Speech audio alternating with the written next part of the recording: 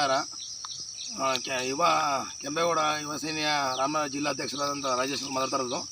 ರೈತರ ಸಮಸ್ಯೆ ಏನಾಗಿದೆ ನೋಡಿ, ಎಲ್ಲ ಪ್ರತಿಯೊಂದು ಮಕ್ಕಳುಗಳ ಥರ ಸಾಕಿ ಇವರು ವರ್ಷಾನುಗಟ್ಟಲೆ ವರ್ಷದ ಕೂಳಿದ್ದೇನೆ.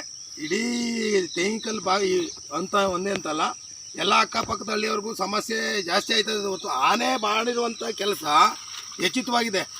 ಅರಣ್ಯ ಸಿಬ್ಬಂದಿಗಳು, ರೇಂಜರ್ ಆಗ್ಬೋದು, DF ಆಗ್ಬೋದು, ASF ಆಗ್ಬೋದು, ಎಲ್ಲ ಸಿಬ್ಬಂದಿಗಳು ಏನು ಮಾಡ್ತಾಯಿದ್ದೀರಿ? ಆನೆ ಹಿಡಿಸ್ತೀನಿ ಅಂತ ಮಾಡ್ತಾ ಇರುವಂಥ ಪ್ರತಿಯೊಂದು ಇದು ನೀವು ಈ ಥರ ಆಯ್ತಾಯಿದೆಯಲ್ಲ. ಮುಂದಿನ ದಿನಗಳಲ್ಲಿ ಯಾವ ರೀತಿಲಿ ನಾವು ಪ್ರತಿಭಟನೆ ಮಾಡಬೇಕು ಅಂತ ನಾವು ಇದಕ್ಕೆ ನೀವು ಮಾಡ್ತಾ ಇರೋ ರೀತಿಗಳಲ್ಲಿ ನೋಡಿ ಹೆಂಗಾಗಿದೆ ಈ ಪರಿಸ್ಥಿತಿ.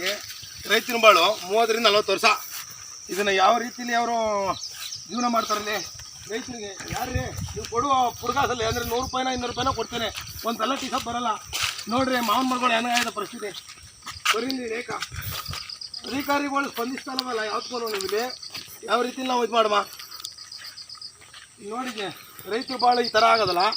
ಇನ್ನು ಮುಂದಿನ ದಿನಗಳಲ್ಲಿ ಇನ್ನೊಂದಷ್ಟು ದಿನ ಹೋದರೆ ರೈತರು ಮನೆ ಉಳ್ದನ್ರಿ ಯಾವುದು ಇದಾಗೋದು. ಇವತ್ತಿನ ಜೀವನ ಕಷ್ಟ ಆಗ್ಬಿಟ್ಟದೆ ರೈತರಿಗೆ. ಯಾವ ಅಧಿಕಾರಿಗಳು ಬಂದು ಅದಕ್ಕೆ ಸ್ಪಂದಿಸ್ತೀನಿ ಅಂತ ಅನ್ನೋರು ಇಲ್ವಲ್ಲ. ಆನೆ ಹಿಡಿಸ್ತೀನಿ ಅಂದರೆ ಆನೆ ಹಿಡಿಸ್ತಿಲ್ಲ. ಈ ಥರ ಮಾಡವಲ್ಲ, ಯಾವ ರೀತಿಯಲ್ಲಿ ನಾವು ಇದು ಮಾಡುವ ನೋಡಿ ಸ್ವಾಮಿ. ಎಲ್ಲನೂ ಇಲ್ಲಿ ಪ್ರತಿಯೊಂದು ನೋಡಿ, ಇಲ್ಲಿ ಈ ಕಡೆ ಇಲ್ಲಿ ನೋಡಿ ಇದು ಮಾಡಬೇಕು. ಯಾವ ಅಧಿಕಾರಿಗಳು ಇದು ಮಾಡ್ತಲ್ಲ,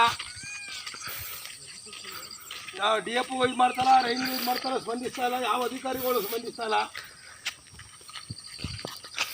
ಹಿಂಗಾದ್ರೆ ಮುಂದಿನ ದಿನಗಳಲ್ಲಿ ರೈತರುಗಳು ನಾಡಕ ಸಾಯ್ಬೇಕಾಗ್ತದೆ ಅಷ್ಟೇ. ಹಿಂಗಾದ್ರೆ ನೋಡಿ ಸ್ವಾಮಿ, ಇದೆಲ್ಲ ಪ್ರತಿಯೊಂದು ನೋಡಿ ಇಲ್ಲಿ ಮರನೂ ಮುರಿದು ಮಾಡ್ಕೋವಲ್ಲ. ಈ ಮನೆಯವರು ಯಾವ ರೀತಿಯೇ ಇದು ಮಾಡ್ತಾರೆ, ಈ ಥರಲ್ಲೇ ಜೀವನ ಮಾಡ್ತಾ ಇರೋದು. ಆನೆನೇ ದಾಳಿ ಮಾಡಿ ಏನೇ ಸಾಯ್ಬೇಕಾಗಿಲ್ಲ ಜನ. ಇದೇ ಥರ ಮಾಡ್ತಾಯಿದ್ರೆ ರೈತರುಗಳು ಮುಂದಿನ ದಿನಗಳಲ್ಲಿ ಸಾಯ್ತಾ ಇರಬೇಕಾಯ್ತದೆ. ಇದೆಲ್ಲ ಆನೆ ದಾಳಿ ಮಾಡಿ ಸಾಯ್ಬೇಕು ಅನ್ನೋದಿದ್ರೆ ಇದಾಯ್ತಿರ್ಲಿಲ್ಲ. ರೈತರುಗಳು ಇದೇ ಥರ ಮಾಡ್ತಾಯಿದ್ರೆ ಇನ್ನು ಮುಂದಿನ ದಿನಗಳಲ್ಲಿ ಇದೇ ನೋಡ್ಕೊಂಡು ಜೀವನ ಮಾಡ್ತಾರೋ ಮುಂದೆ ಸಾಯ್ಬೇಕಾಯ್ತದೆ ಅವರೇನೆ. ಏನು ಸರ್ಕಾರನೂ ನೋಡ್ತಾ ಇಲ್ಲ, ಇತ್ತಗೆ ಅರಣ್ಯ ಸಿಬ್ಬಂದಿಗಳು ನೋಡ್ತಾ ಇಲ್ಲ. ಏನು ಮಾಡುವ ನಾವು? ಇಲ್ಲಿ ರೈತರ ಪರಿಸ್ಥಿತಿಗಳು ನೋಡಿ.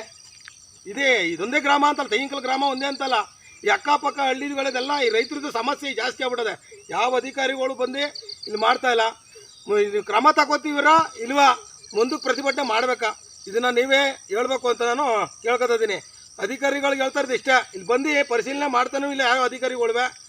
ನಾವು ಏನು ಮಾಡ್ತೀವಿ ಅಂತ ನಮಗೆ ಗೊತ್ತಿಲ್ಲ.